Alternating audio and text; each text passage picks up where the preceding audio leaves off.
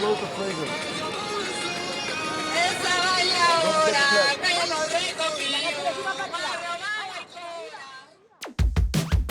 Welcome to the Connecting Europe Tour. Join Fraser McDonald and Nat Cartier as they journey across Europe to explore the future of cybersecurity and the incredible GÉANT network. Along the way, they'll engage with industry leaders and experts while also taking time to enjoy the vibrant cities and connect with the locals. Want to know how tech powers cutting-edge research? Or why Europe's investing in these game-changing networks? Nat and Fraser have got you covered, with plenty of laughs along the way. Join them as they uncover the latest advancements in cybersecurity, networking, artificial intelligence, and more.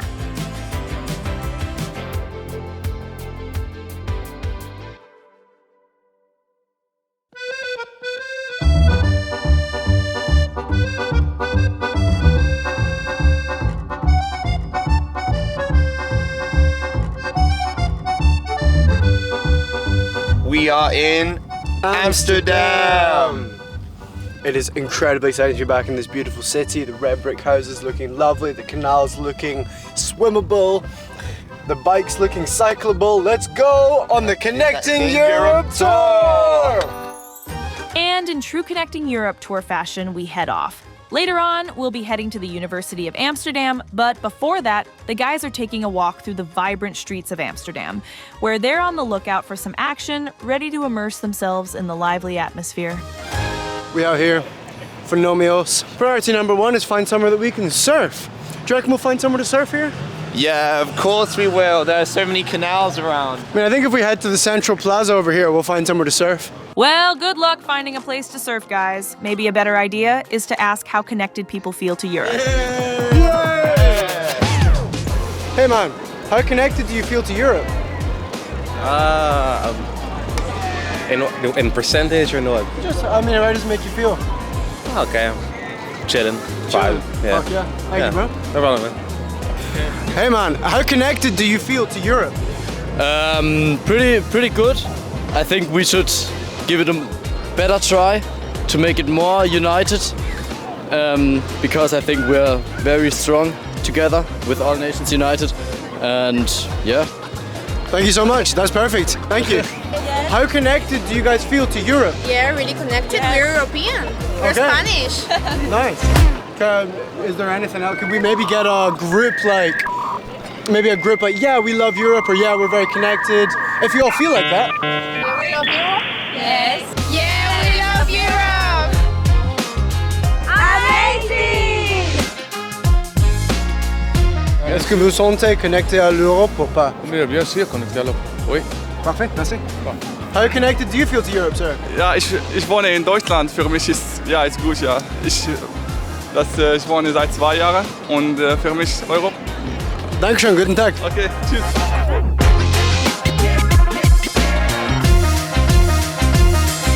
Oh, that was quite a lot. We were just in the central Platz, the Dam Platz, doing some street interviews, getting some footage with the surfboard, doing some crowd surfing, which was amazing. I even managed to pull off an incredible stunt, the first person ever to surf upside down with no water. That's very impressive. I know. I know. You're welcome. Very impressive, Fraser, but enough with the compliments. Right now, it's time to hit the road and make a visit at the University of Amsterdam to talk about the following. We're at the University of Amsterdam for the Connecting Europe Tour, and I'm here with Christian Schaffner. How would you describe the cybersecurity and cryptography scene around Europe? Europe is very active in this area of research. It's doing very well as well.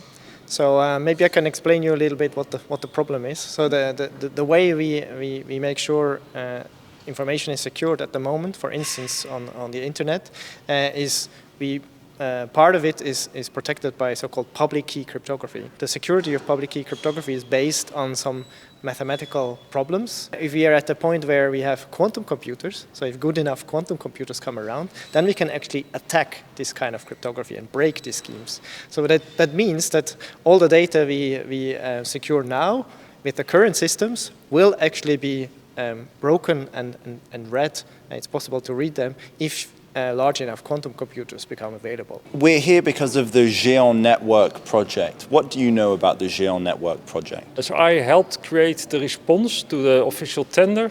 I did all the technical part together with Nokia. We need to work together to do this in a good fashion, of course. Nokia has mostly been involved in the pre-work, but of course, if we encounter something during the project, we still require Nokia to step in. What is the exact process for upgrading the network? Yeah, there's a lot of preparation involved, right? We need an empty cabinet, we need a complete design for a specific node. But as soon as all of that is in place, we go to site with the equipment. We put the equipment in the rack, which has been assigned by GÉANT, because close collaboration with GÉANT. And we hook it up to the existing network, just with a single cable, just to get it up and running, connected to the network. In the next step, we actually start migrating trunks, migrating traffic between all the different sites in Europe. And the last phase of the migration, or second to last phase, is to migrate the actual client connections, how they call it. So the customers, like the universities and the research institutes. All of that is fully automated. But that still means there are people on site who are having to change cables, right? So there's a lot of coordination with GÉANT. And when all of this is finished and everything is up and running, everyone is satisfied, because it needs to be really without, minimum outage. The customer should not be affected by it. After this, we can remove the old box. And for the first sites, it's going to be a process of a couple of weeks. We're going to go to site a number of times to do this, with a week in between, just to make sure everything is stable. And for the later sites, the smaller sites, it will probably be 1 or 2 days when we do this. Thank you so much. It was a pleasure meeting you. You're welcome. The boys have just polished off what we think was a nutritious meal, though with these two, it's anyone's guess. Now, with bellies full and energy restored at least until the next snack attack, they're off to their next big adventure, the interview. Freedom! We are now here with Bart Groothuis, member of European Parliament from the Netherlands. What do you do, Bart? Well, I'm an MEP working on digital legislation, and mainly also visualizing the unseen threat and making sure we protect ourselves better against it. Can you tell us a bit more about these laws and legislations that you're working on? There's NIS 2. Can you tell us more about that, please? Well, sure, it's the flagship European cybersecurity legislation, and I was the main negotiator for that. But we also negotiated, for example, the European Chips Act to get semiconductor industry back to Europe, not just leaving it up to our adversaries like China, but making sure we guarantee prosperity and safety for ourselves. We make all sorts of digital legislation, and I love it. Can you tell us more about NIS 2 specifically? Yes. What are the advantages? Well, the main thing is the threats against, the digital threats against institutions, not just hospitals and energy and water and telco, but also ordinary companies are growing very, very rapidly and very fast. It's ransomware, it's espionage, and what we're trying to do is make sure we get more resilient in Europe as such. Very important. Less hacks, less cyber incidents, better place to do business and to work. How does this legislation set Europe apart from other regions around the world? Well, what we see is that European businesses invest about 42% less in cybersecurity than in the US, for example, and it's a waterbed effect. So if the US starts raising the bar and building resilience, the hackers flow towards Europe. We don't want that, and we want to raise our resilience as well. So this is what is happening right now. What we see now is that last summer, India all of a sudden came with new cybersecurity legislation. It looked tremendously according like it almost as if they copied NIS 2. Very important that we see Europe is trendsetter in the world. More and more continents are raising their resilience against hackers. Very important.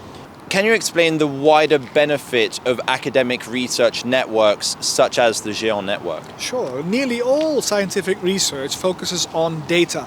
It's transformative for society, but also for academic research. Big data solutions and big data exchanges between scientists are more important than ever. If you have a network with which you can exchange, we make sure that Europe grows and we can compete with blocks like China and America. So this is a prerequisite, a fundamental prerequisite for excellence in science. Bart, thank you so much for your time today. It was an honor meeting you. Honor meeting you, sir. And with that, we leave the Netherlands behind us. We head to the airport and make our way to Geneva for our next adventure. I love to wake up in the morning, but keep dreaming without wording. The day is gone. Well, Nous sommes arrivés à Suisse. À Genève. À Genève, ouais. Currently waiting for everyone to get off the plane. Yo, we out here leaving the plane, just landed in Geneva, connecting Europe.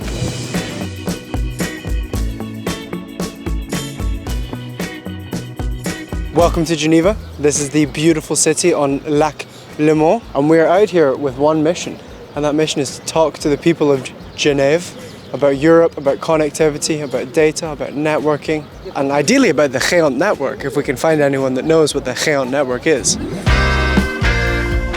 Being connected to people on the internet is an important part of your life. I like being connected with people because it gives us a chance to be close to people that we aren't necessarily with all the time, and I frequently use the internet every single day. Life improved already, there you go. And how do you find learning online compared to learning in Geneva? Traditional studies like my master and the PhD, I did it presential, but all the rest was online. Do you feel connected to other people in other European countries? I've got some friends that maybe I made in Spain, and Okay. they're from different countries, so we just keep in touch by online. Just making some nice content. Beautiful. Statue behind my head. Absolutely amazing. Right now, the boys gear up for a trip to CERN, diving deep into the world of cutting-edge digital innovation.